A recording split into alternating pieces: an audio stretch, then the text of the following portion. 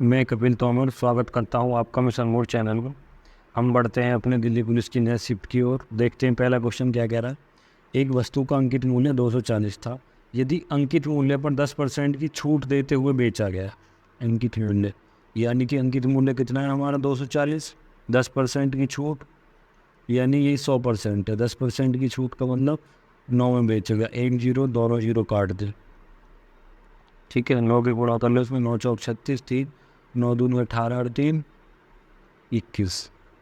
अब कह रहा है यदि 8% का लाभ हुआ तो कॉस्ट प्राइस कितना था, यानी क्रय मूल्य कितना थे।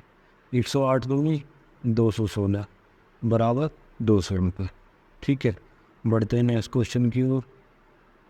ये क्वेश्चन क्या कह रहा है, ए की आय बी की आय से 60% अधिक है, ठीक। पहले लिखो ए और यहाँ पे बी। जो ए की आय है बी की आय से कितनी अधिक है, 60%, यानी 160। अब कह रहा है सी की आय, यहाँ देखो सी की आय ए प्लस बी की कुल आय से 45% कम है, यानी कि ए और बी की जो टोटल आय कितनी, 260 रुपये। 45 कम है यानी कितनी है, 55% बटे 100। जीरो से जीरो काट लो, 5 दूनी 10, 5 एकम 5, 2 से कितनी बार 13 बार, 13 ही गुना करो, 13 एकम 13, हासिल 1, 13 एकम 13 1 14। अब कह रहा है तो सी की आय ए की आय से कितनी प्रतिशत कम है, यानी सी की आय ए की आय से कितनी कम है, 17। काया से जिसके साथ लगा ए के साथ नीचे वही आएगा, 17 बटे 160 गुणा 100। जीरो से जीरो काट लो, कितना आ गया 170 बटे 16। 16 एकम 16, 10 बच गए, नहीं जा रहा जीरो लगा ली पहले तो, ठीक है। फिर एक और जीरो, 100 हो गया, 16 छक्का 96, ठीक है। यानी 16.6, ऑप्शन नंबर सी 25। इतना आते ही आंसर पर टिक कर दो, आगे बढ़ो। नेक्स्ट क्वेश्चन क्या कह रहा है, मान लीजिए x 4 अंकों की छोटी से छोटी संख्या है जिसे 12, 15, 20, 27 से विभाजित करने पर प्रत्येक स्थिति में 7 शेष बचता है। x के अंकों का योग बताना है। इसे ऑप्शन से नहीं कर सकते हैं, ठीक है। सबसे पहले आपको क्या करना है, 12, 15, 20 और 27, इनका क्या लेना है, LCM, ठीक है। इनका LCM लेना है जो ऐसी संख्या जो इन तीनों से कटती है, यानी कि ऐसी संख्या है 540, ठीक है। और 4 अंकों की हो, हमने देखा 540 क्या है, 2 अंकों की, तो हम कुछ वैल्यू ऐड कर लेंगे, यानी कि हमने कोई केल ऐड कर ली और प्लस रिमाइंडर कितना बचता है, 7। ये हमारी संख्या है, इसके अंकों का योग बताना है। सबसे पहले हमें संख्या कितने अंकों की होनी चाहिए, 4 अंकों की। ये रहा ना एक्स जो संख्या है कितनी की, 4 अंकों की सबसे छोटी संख्या है, ठीक है।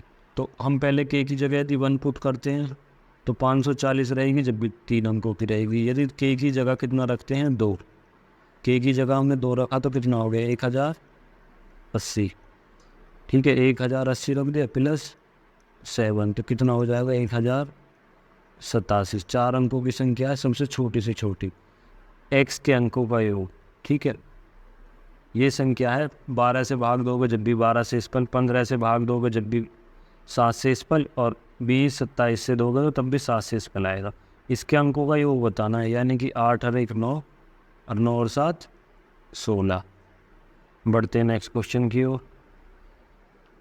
नेक्स्ट क्वेश्चन फिर आ गया ये क्वेश्चन, देखो सबसे पहले हमें क्या सॉल्व करना है, ये बार।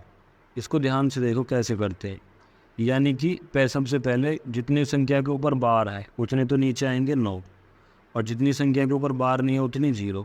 8 के ऊपर बार है, 9 आ गया, 5 के ऊपर कुछ नहीं है तो 0 आ गया, ठीक। अब लिखेंगे टोटल संख्या, यानी कि 58। जितने के ऊपर बार नहीं है उसे घटा देंगे, यानी कि 5, ठीक है, डिवाइडेड। अब दोनों संख्याओं के ऊपर बार है तो 99, ऊपर कितना रह गया, 53, ब्रैकेट बंद, गुणा, गुणा में कितना 5 बटे 33 प्लस 10 बटे 21। जब ऑफ लग रहा है तो पहले ऑफ सॉल्व करना है, डिवाइड में 14 एकम 14 रहे, 15 बटे 14 ऑफ, यानी कि ऑफ की जगह गुणा लगा लो, कितना हो गया 5, 3 माइनस के, इसे सॉल्व कर सकते हैं। 5 से नहीं काट लो, 5 दूनी 10, या कितना बच गया 1 बटे 6 माइनस के, अब इसे सॉल्व करो, यहाँ कितना बच गया ऊपर 53/90, इसे पलट के गुना कर लो इंटू में 99, ऊपर आ जाएगा 53, नीचे 53 से 53 कट गया। ठीक है, अब यहाँ गुना लगा लो, कितना 5/33, 33 से काट लो 99 को 3 बार, और ये आ गया 3 पंजे 15 और 15 छिक्का 90, यानी कि 1/6। यहाँ तक हो गया सॉल्व। हमारा बच रहा है कितना प्लस, इसे काट लो 3 से, 3 पंजे 15। ठीक है, तो यहाँ कितना आ गया तुम्हारा 10/21 गुणा पलट लो 14, नीचे कितना आ जाएगा 25 माइनस के 1/6, 7 दूनी 14, 7 तिया 21, 5 दूनी 10 और 5 पूरे 25। यहाँ कितना बचा प्लस के 3 दूनी 6, 7 दूनी 14, ये 2 आएगा, 7 दूनी 14 और 7 तिया नीचे 21। ठीक है, तो नीचे कितना ऊपर कितना बचा 4/15 माइनस के 1/6, ये 1/6 प्लस के 1/6 से कट गया, उत्तर कितना बचा 4/15। बढ़ते नेक्स्ट क्वेश्चन की ओर। 5th क्वेश्चन क्या कह रहा है, इतने रुपए की राशि ABCD के प्रकार इस प्रकार बांटी जाती है, इनके हिस्से का अनुपात ये है, तो C के हिस्से में कितनी राशि आई। सबसे पहले हमें पता होना चाहिए कि A, B, C और D जितने लोग हैं लिख लिया। A B का अनुपात कितना है, यानी कि A का अनुपात है B का 3, और B और C का अनुपात कितना है 2:5। C और D का अनुपात कितना है 2:3। अब जितने स्पेस खाली पीछे वाली संख्या भर दो, यहाँ तो यहाँ भी 3 और यहाँ भी 3, यहाँ 5 है तो यहाँ 5, यहाँ 2 है, यहाँ भी 2, यहाँ भी 2, और यहाँ है तो यहाँ भी 2 ये वाला। अब इनकी गुणा कर लो, कितना आएगा 2 दूनी 4 और ये 4 तिया 12, 5 दूनी 10 तिया 30, 3 तिया 9 पंजे 45। ठीक है, इनको सारों को ऐड कर लो, टोटल कितना बैठ रहा है 45, 30, 12 और 24 यानी 91। हमें क्वेश्चन में क्या दे रखा है टोटल 16,050, और हमारा बैठ रहा है 91। सी के हिस्से की वैल्यू बतानी है, नहीं सी का हिस्सा कितना 30, तो सी की गुणा कर देनी है इसमें 30। इसे काट लो किससे 13 से काट लो, 13 सत्ते 91, 13 ही कम 13। ठीक है, 13 ही कम 13, 13 दूनी 26, 13 छिंग 78, 1260, 7 से काट लो, 7 एकम यहाँ देखो 7 एकम 7, 7 अट्ठे 56, 180 गुणा 30, 18 तिया 54, दोनों जीरो ऐसे ही लिख दो, कितना होगा 5400, यानी कि सेकंड ऑप्शन। बढ़ते नेक्स्ट क्वेश्चन की ओर। 6 क्वेश्चन क्या कह रहा है, रोशन 1620 रुपये में 36 किलो चीनी खरीदी। ठीक है, वो खरीद के लाया, कह रहा है उसे बेचकर उसे 6 kg चीनी के विक्रय मूल्य के बराबर लाभ हुआ, यानी कि उसने खरीदी कितनी थी 36 kg और उसे लाभ कितने का हुआ 6 का, यानी कि उसे कितने रुपये पड़ी थी 30 रुपये किलो। कह रहा है चीनी का विक्रय मूल्य बताओ, यानी कि उसे कितने रुपए किलो चीनी बेची जो उसे 6 रुपये का लाभ हुआ, और उसने चीनी बेची कितने रुपए की 1620 की बटे 30, 0, 3 पंजे 15 और 3 चौक 12, यानी 54 रुपये किलो उसने चीनी बेची। ठीक है, विक्रय मूल्य के बराबर लाभ है, यानी कि 36 की खरीदी है तो 6 रुपये का लाभ है उसे, 6 kg का। हम बढ़ते हैं नेक्स्ट क्वेश्चन की ओर। 7th क्वेश्चन क्या कह रहा है कि एक ऋण का भुगतान 2 समान किस्तों में किया गया। किस्तों वाला क्वेश्चन देखो पहले भी आ चुका है। सबसे पहले हमें क्या करना रहता है, जो रेट है ना उसको देखो, यानी रेट कितनी है 10%, इसको ब्रेक कर लो 1/10, यानी कि अगर पहली किस्त तुम्हारी 10 है तो तुम्हें जमा कितनी करनी है 11, एक जोड़ दो और दोबारा में इसका वर्ग कर दो, दूसरी साल में क्या करना है वर्ग, 100 हो गया 11 का 121। अब क्या कह रहा है प्रत्येक किस्त क्या है, दोनों किस्त समान है, इस बात को ध्यान दो। ये वाली हमारी क्या है इधर किस्त, ये किस्त है हमारी, इसे भी समान कर लो गुणा 11, और इधर करेंगे तो गुणा इधर भी करेंगे 11। ये कितना हो गया 11 धाम 110 और 100 210 रुपये, 121 और 121 242। कह रहा है किस्त में कितना ब्याज मिला, 210 रुपये लिए और 242 जमा करे तो ब्याज कितना मिला 32। ठीक है, इतना ब्याज मिल गया। अब क्वेश्चन में क्या कह रहा है कि जो प्रत्येक किस्त है, यानी कि एक किस्त का मान दे रखा है, प्रत्येक किस्त, यानी एक किस्त कितने की है, 3872 रुपये की, और आपकी एक किस्त कितने की है, 121 की। तो जिसकी वैल्यू दे रखी है उससे भाग करो। पूछ क्या रहा है, ब्याज। ब्याज कितना है हमारा, 32।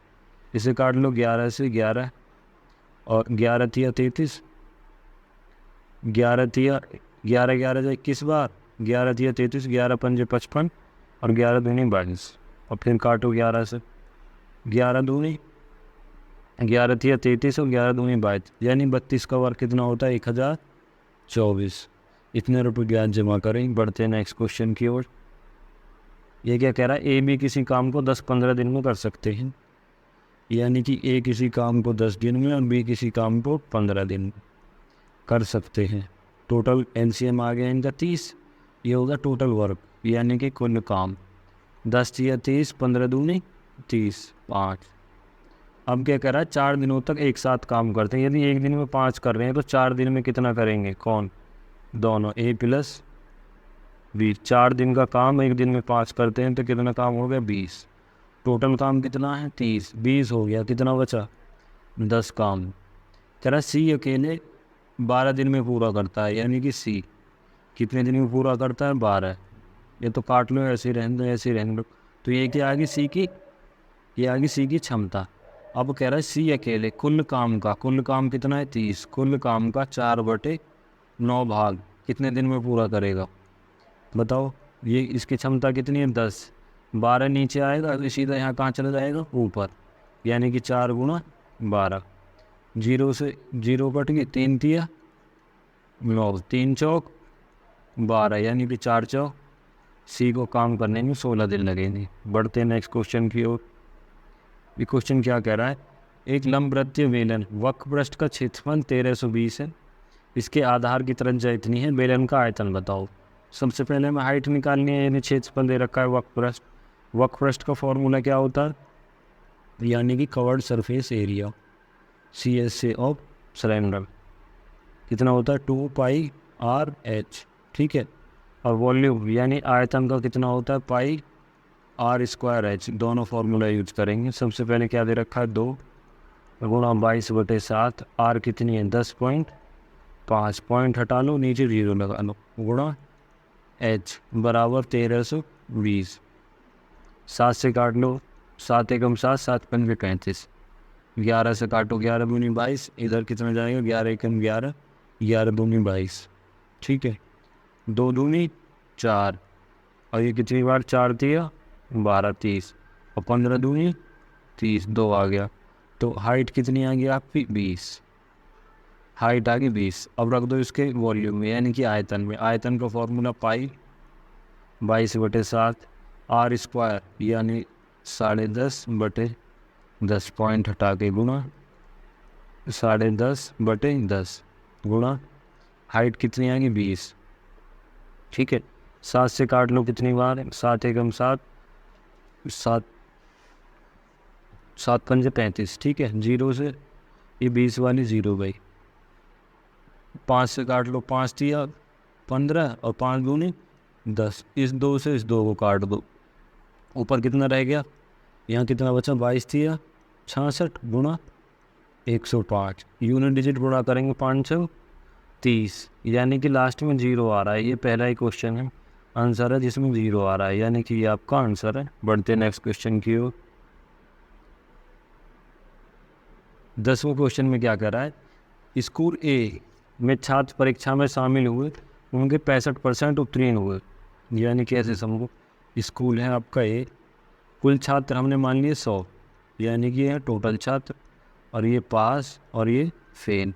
यदि 65% पास हुए तो फेल कितने हुए आपके, 65 पास हो गए, फेल कितने हुए आपके बच्चे, ये कितने बचे, 35, ठीक है। 35 आपके बच गए। अब क्या कह रहा है, 100% अधिक शामिल हुए ऐसे, किस में, बी में। अब यहाँ आ जाती है स्कूल बी की बात।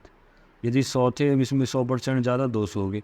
अब कह रहा है यदि ए और बी में परीक्षा में शामिल होने वाले कुल छात्रों का 75% पास हुए, कुल छात्र कितने हो गए, इसके 100 और 200, यानी टोटल छात्र हो गए 300। 300 का कितने परसेंट पास हुए? 75% बटे 100। 75 दिए कितने हो गए? 225। 225 हो गए टोटल पास, और ए में कितने पास है इसमें से? 65। ये घटा दो तो बी में कितने बचे? 2। 12 में 6 गए 6, 160। यानी कि बी में कितने कैंडिडेट पास हुए? 160। फेल कितने हुए? 40। बी में उत्तीर्ण छात्रों का प्रतिशत बताना है, जो कितने हैं? 40। यानी कि 40 छात्र बटे 200 गुणा 100। 2 जीरो से 2 जीरो खत्म, इससे 20 हुआ। आपके 20% छात्र अनुत्तीर्ण हो गए। बढ़ते नेक्स्ट क्वेश्चन की ओर। 11वां क्वेश्चन क्या कह रहा है? एक विभाजन क्रिया भाजक भागफल 18 गुना है, शेषफल का 9 गुना है। यदि शेषफल 26 है तो भाज्य बताइए। सबसे पहले आपको फॉर्मूला पता होना चाहिए कि भाज्य बराबर क्या होता है? भाजक गुणा भागफल प्लस शेषफल। ठीक है, अब इसको क्या बोलते हैं? डिवाइजर। इसको क्या बोलते हैं? कोशेंट। इसको क्या बोलते हैं? रिमाइंडर। इंग्लिश में भी लिखनी है, यही टर्म यूज करेंगे नीचे। क्या कह रहा है? पहला जो भाजक है भागफल का 18 गुना है, यानी कि 18 गुना कौन है? 18 गुणा क्यों? भागफल का, और प्लस शेषफल, यही हो गया भाज्य। और इधर दोबारा भाज्य लिखो। अब क्या कह रहा है? यदि शेषफल 26 है, शेषफल का 9 गुना कौन है? भाज्य। यानी कि 9 गुणा 26 गुणा कोशेंट प्लस 26। शेषफल का भी 9 गुना है। ठीक है, दोनों स्थिति में क्या है? ये भी भाज्य है और ये भी भाज्य है। यहाँ देखिए, यहाँ क्या कह रहा है? अब क्या हो गया? 18 क्यों कोशेंट और गुणा कोशेंट प्लस 26 बराबर 9 गुणा 26 प्लस कोसेंट प्लस 26। ये जो क्यू है, एक तो है ये आपका, ये इसका 18 गुना है कोसेंट का, और अब जो यहाँ है ये भागफल का 18 गुना तो है ही, और शेषफल का भी कितना गुना है? 9 गुना। ये चीज़ शेषफल 26 है, ये इसका 9 गुना है, प्लस कोसेंट भागफल निकालना है हमें यहाँ से। तो ये कितना हो गया? 18 कोसेंट स्क्वायर प्लस 26 बराबर, ये कितना आ गया यहाँ? 9 गुणा 26 गुणा क्यों। ठीक है, ये रह गया प्लस। अब क्या करना है आपको? कोसेंट से इधर काट लो, प्लस है वो दोनों। अब ये ख़त्म 26 से 26, 26 से ये वाला और 26 और ये वाला 26 ख़त्म। यहाँ क्या बचा? एक क्यों से कितना गया? ये वाला क्यों चला गया, यहाँ खाली क्यों बचा? 9 दूनी 9 दूनी गया 18, और 2 से कितनी बार जाएगा? 13। यानी कि जो आपका भागफल है क्यों बराबर कितना आ गया? 13। ठीक है, स्पेस का मैं थोड़ा सा यहाँ देखिए नीचे क्या कह रहा है। अब बनाइए अपना क्वेश्चन। भाज्य बराबर भाजक कितना आ गया आपका? भाजक जो है भागफल का 18 गुना है। ठीक है, यानी शेषफल का 9 गुना 26, और भाजक कितना है आपका? अब आया 13, और प्लस शेषफल 26। ठीक है, अब आपको क्या करना है? इसमें से 26 को कॉमन ले लें। 26 कॉमन ले लिए दोनों में से, यहाँ कितना बचा? 13 निम्मा 117 प्लस 1। 26 एकदम 26 ही रहेगा, जो 26 बाहर ले लिया। अब क्या करना है? 26 गुणा 118 बराबर कितना आएगा? 30 68। ये आपका आंसर है। एक बार दोबारा देख लेना, इसे समझ में आ जाएगी। ठीक है, 12वां क्वेश्चन क्या कह रहा है? अब आ गया औसत का क्वेश्चन। कह रहा है 14 संख्याओं का औसत 73.5 है। सबसे पहले हमें पता है 14 संख्याओं का औसत कितना है? 73.5 है। यदि दो संख्याएं, दो संख्या कौन सी? 60 प्लस 63 संख्याओं को किससे? 58 और 70 से स्थानांतरित कर दिया जाए, ये कितना हो गया? 123 जोड़ लो, ये कितना हो गया? 128। 7 5 12 और 8। इनका अंतर देखो कितना आ रहा है? इनका अंतर कितना आ रहा है? 5 का। ठीक है, यानी कि 5 बढ़ गया। कब? कह रहा है और उसमें एक संख्या x शामिल कर दी जाए तो संख्याओं का औसत 1.5 बढ़ जाता है। अब तो 5 तो ये बढ़ ही रहा है। ठीक है, अब 14 संख्या थी, है ना, एक संख्या और ऐड कर ली x, तो संख्या अब कितनी होगी 15। औसत कितना बढ़ गया 15 संख्याओं का 1.5, यानी कितना बढ़ गया 22.5। ठीक है, अब 5 यहाँ पहले से ही ज़्यादा है, इसको कम करेंगे या नहीं, जो इन पे कमी करनी है कितने की 5 की, तो यहाँ कितना बचेगा 5 और 17.5। ठीक है, ये है। और जो एवरेज हमारा औसत था ही था वो कितना था 73.5, इतना तो बढ़ा है 17.5, अब इसमें जोड़ेंगे 73.5 और 17.5, 0 7 3 10 और 1 91, 8 और 1 9 91, यानी कि आपका ऑप्शन नंबर 91। बढ़ते नेक्स्ट क्वेश्चन की ओर। ये क्या कह रहा है, ए बी एक साथ किस्म से वाई एक्स वाई दूसरे स्थान पर चलना शुरू करते हैं, रास्ते एन मिलते हैं। समझिए क्या कह रहा है, ये कह रहा है कि ये ऐसी कोई दूरी है, कौन एक्स और वाई, रास्ते में कौन सा पॉइंट है एन, ए बी, यहाँ से ए चलना शुरू करता है और यहाँ से बी, ये अपने घर से निकला, यहाँ एम पे मिला और यहाँ पहुँच गया, अब बी यहाँ से चला और यहाँ पहुँच गया। ठीक है, तो यहाँ से मिलने के बाद ये क्या कह रहा है, जो इसको मिलने के बाद इसको कितने घंटे लगे 3.2 और बी को कितना लगा 7.2। ठीक है, ये डायरेक्ट हमारा फॉर्मूला क्या होता है, स्पीड का रेशियो होता है S1/S2 बराबर अंडर रूट में दूसरे का टाइम अपॉन पहले का, यानी कि 7.2/3.2। पॉइंट से पॉइंट ख़त्म, 8 9 72, 8 4 32, यानी S1/S2 का रेशियो कितना आ गया, रूट से बाहर आएंगे 3 और 2। ठीक है, इतना सॉल्व हो गया। अब क्या चाहिए हमें, समय बताना है। समय बराबर क्या होता है, समय बराबर होता है दूरी बटे चाल, यानी कि स्पीड। दूरी कितनी होगी, दूरी पहले वाले को कितने घंटे लगे 3.2 और इसकी चाल कितनी है 3, प्लस दूसरे वाले को 2 घंटे लगे, इसकी चाल कितनी है 7.2, यानी 2 चाल है 7.2 घंटे लगे, बटे टोटल समय बराबर कुल दूरी बटे चाल, यानी कि स्पीड जो कितनी है टोटल 3 और 2 5, ये 32 दिया 96 प्लस 72 दूँ 144, पॉइंट आएगा बीच में, पॉइंट है ना, तो ये कितना होगा टोटल तुम्हारा 24.0 710। ठीक है, और फुल बटे में 5, 5 से भाग करेंगे 5 चौक 20 और 5 अट्ठे 40, यानी कि इतना समय लगेगा। बढ़ते नेक्स्ट क्वेश्चन की ओर। नेक्स्ट क्वेश्चन क्या कर रहा है, एक समचतुर्भुज का परिमाप इतना है। समचतुर्भुज क्या होता है, समचतुर्भुज होता है वर्ग का थोड़ा सा, आप एक तरफ को खींच देंगे ऐसे। ठीक है, इसका परिमाप, दो विकर्ण होते हैं इसके d1 इंटू dt, इसका परिमाप यानी कि पैरामीटर कितना है 148। चारों भुजाएं निकाल लेंगे, चारों बराबर होती हैं, एक भुजा कितनी है अभी 4 तिया 12 4 7 28, यानी कि प्रत्येक भुजा इसकी कितने की होगी 37, ये भी 37। इसका एक विकर्ण 70 है, ये टोटल यहाँ से यहाँ तक क्या है 70। ठीक है, तो ये वाला कितना होगा आधा 35। ठीक है, अब एक ट्रिपलेट होती है 35, अब एक ट्रिपलेट होती है 12 35 और 37। यदि ये बड़ी वाली भुजा 35 37 है, ये 37 है और ये कितनी है 12, ये यहाँ तक 12 है। ठीक है, D1 ये 12 है तो ये भी 12 हो जाएगी। तो अब देखो डायगोनल 1 क्या था 70 और D2 क्या है, यानी कि विकर्ण 24, आधी 12 है पूरी 24। अब हमें पता है रोम्बस का फॉर्मूला क्या होता है, यानी समचतुर्भुज का 1/2 D1 इंटू D2 बराबर, कह रहा है जिसकी जो क्षेत्रफल है बराबर है किसके, आयत के। आयत एक आयत है जिसकी जो भुजाओं का अनुपात सानुपात 3 है, x लगा लो। ठीक है, तो इसका क्षेत्रफल कितना होता है लंबाई गुणा चौड़ाई 3x। ठीक है, अब दोनों डायगोनल की वैल्यू रख दो, कितना 70 गुणा 24 बराबर